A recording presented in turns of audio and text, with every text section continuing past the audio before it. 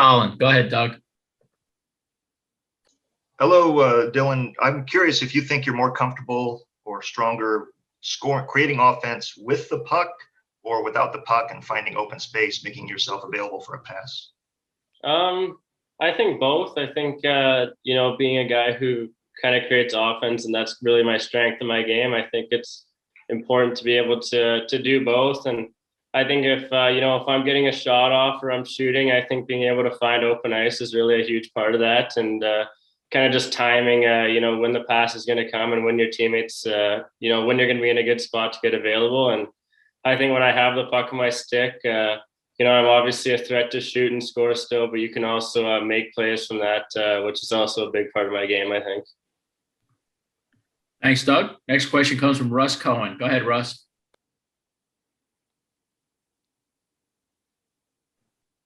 Hey, Dylan. Just wanted to ask you about your hockey IQ, and it seems to be on a really high level, and how that helps you with your scoring. Yeah, I think, hockey IQ and scoring really go hand in hand. Is that, I'm just I feel like I'm able to, time the plays and kind of read them ahead of a time. So I know kind of the position that I need to be in to be able to get my shot off and to be in a scoring area. And I think, kind of just being able to read what's going to happen and, know that your teammates are going to do their job really help with that. Thanks, Russ. Next question comes from Chris Faber. Go ahead, Chris. Dylan, you played in the WHL, spent a lot of time in Western Canada. I'm wondering if you've had any conversations with the Canucks, and what would it be like to stay in Western Canada and play?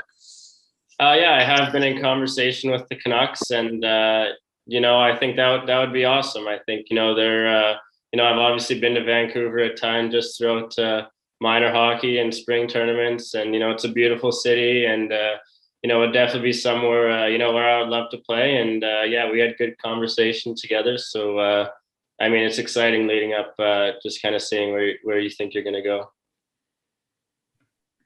Thank you, Chris. Next question comes from Mark Scheig. Go ahead, Mark.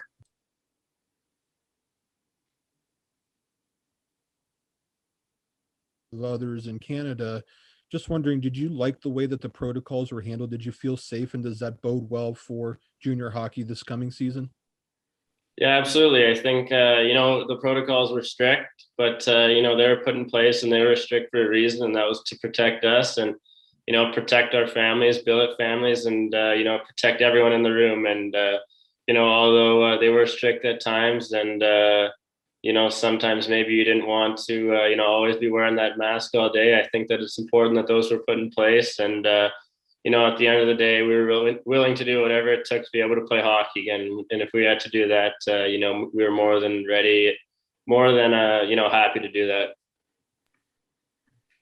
Thank you, Mark. Next question comes from Lance Lysowski. Go ahead, Lance.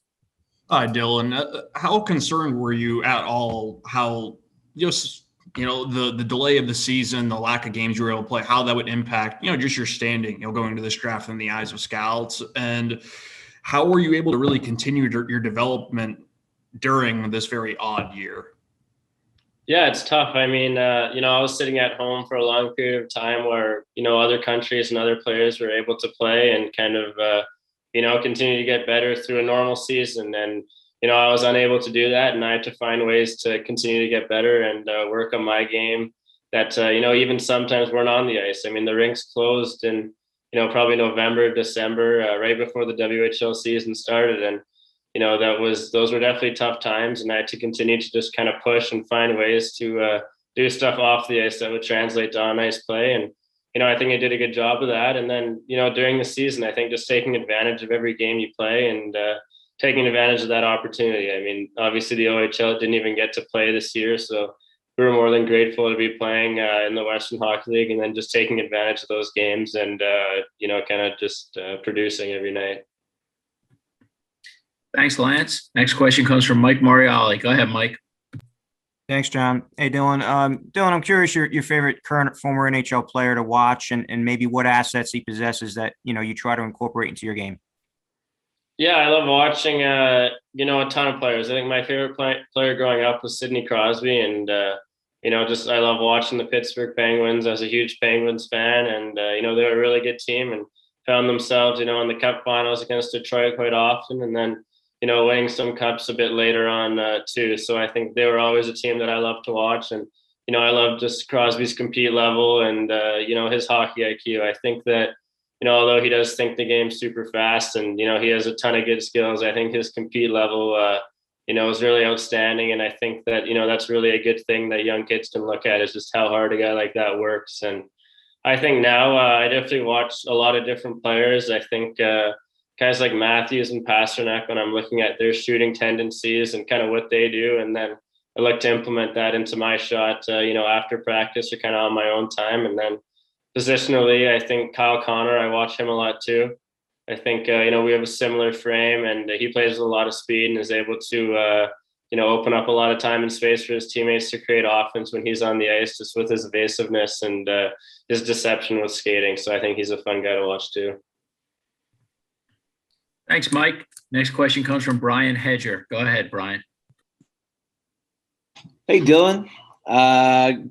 Quick two-parter here for you. One, have you talked to the Blue Jackets yet among your teams that you've talked to? And two, I noticed 2 years ago, or 3 years ago, 2 years ago, you broke into the WHL with about 8 games with Edmonton. Was there overlap there with Trey Fix-Wolansky? Did you get to know him at all, and have you seen him play?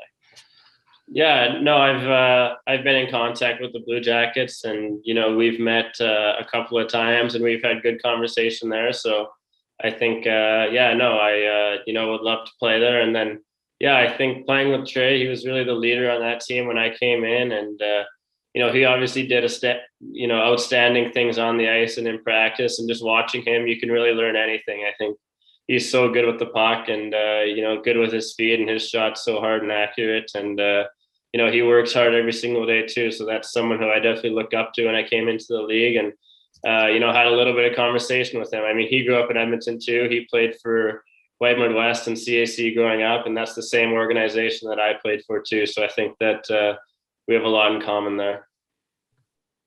Thanks, Brian. We have time for a couple more with Dylan. Let's go to Andy Eide. Go ahead, Andy.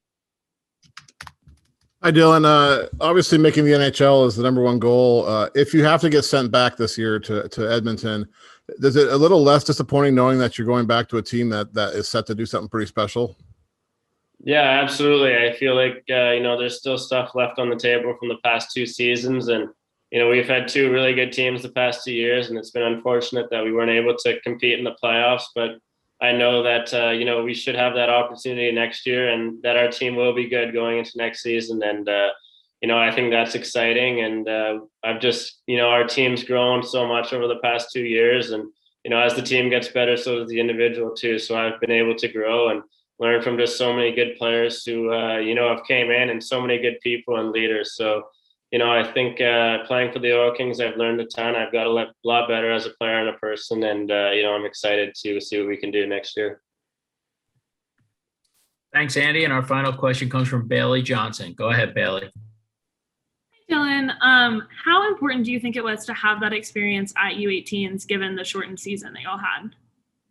Yeah, I think it was good. It's obviously an honor to play for Team Canada whenever you get the chance. And, growing up as a kid, you kind of watch these tournaments, and, one day you say, I want to be a part of these. And to go there was awesome and an unreal experience. Then to win was really, everything, I've ever wanted. So I think that was great. And you get to, meet a lot of new people, and, meet a lot of new friends who you hope to play with, later on. And, that was a great experience. And I think especially for the, Ontario guys, just because they didn't play this year. And, we were all excited to just get out there and play for Team Canada, but they were playing their first game and, over a year. And that's just crazy to think, if you were to look back 3 years, you definitely wouldn't think you'd be in this spot. So I think that's just crazy. And, it was a super fun experience all in all. Thank you, Bailey. Well, Dylan, thanks so much for taking the time tonight. Congratulations on how far you've gotten, and good luck in the draft. Absolutely. Thank you guys so much.